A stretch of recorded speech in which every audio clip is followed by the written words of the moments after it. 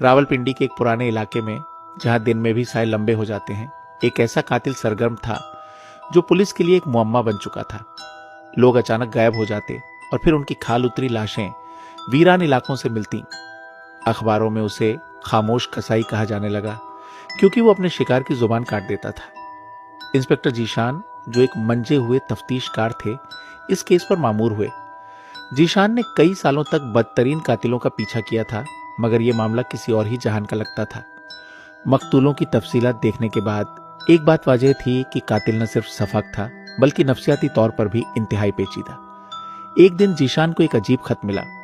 खत में सिर्फ 3 अल्फाज लिखे थे, वो मुझे सुनते हैं।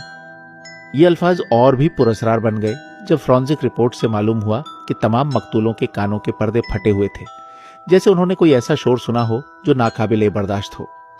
तफ्तीश करते हुए जीशान को पता चला कि तमाम मकतूलों का ताल्लुक किसी न किसी तरह दार उल शिफा नामी एक कदीम रूहानी मरकज से था, जहां जहनी अमराज के मरीजों का इलाज किया जाता था। यह मरकज अब बंद हो चुका था, मगर इसकी एक खौफनाक तारीख थी। सन 1985 में वहां एक आमिल मौलवी खिजर का इलाज किया जा रहा था, जो कहता था कि वो आवाजें सुनता है। कहते हैं कि वो मरीजों को अपने मखसूस वज़ाइफ से काबू में रखने की कोशिश करता था, मगर एक रात वो अचानक गायब हो गया और दारुल शिफा को बंद कर दिया गया। जीशान ने जब इस जगह का रुख किया तो एक भारी सन्नाटा उसका इस्तिकबाल कर रहा था। जगह जगह दीवारों पर नाखूनों के गहरे निशान थे, जैसे किसी ने बाहर निकलने के लिए दीवारों को नोचा हो। जीशान ने अपने साथियों के साथ इमारत का जायजा लेना शुरू किया। अचानक एक कमरे से हल्की सी सरगोशी की आवाज सुनाई दी। वो आवाज मध्यम थी, जैसे कोई दुआ पढ़ रहा हो। जीशान ने अंदर झांका तो वहां एक आदमी एक कुर्सी पर बैठा हुआ था, जिसकी आंखें खुली थीं, मगर वो बिल्कुल साकित था। खामोश कसाई, जीशान ने सरगोशी में कहा।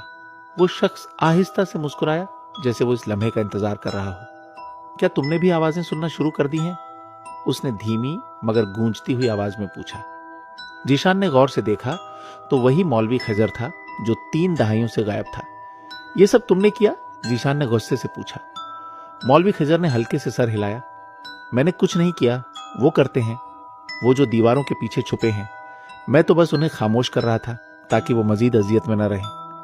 अचानक जीशान को अपने कानों में सरसराहट सुनाई दी, जैसे कोई बहुत करीब से उसके कान में सरगोशी कर रहा हो। उसने जल्दी से अपने कान बंद किए, मगर आवाजें तेज होती गईं। मौलवी खिजर अब जोर जोर से हंस रहा था। अब तुम भी उन्हें सुन सकते हो, उनकी चीखें जो सिर्फ खामोशी में सुनाई देती हैं। जीशान ने गोली चलाई, मगर जैसे ही मौलवी खिजर जमीन पर गिरा, एक बेहिसाब चीख कमरे में गूंज उठी। जीशान और उसका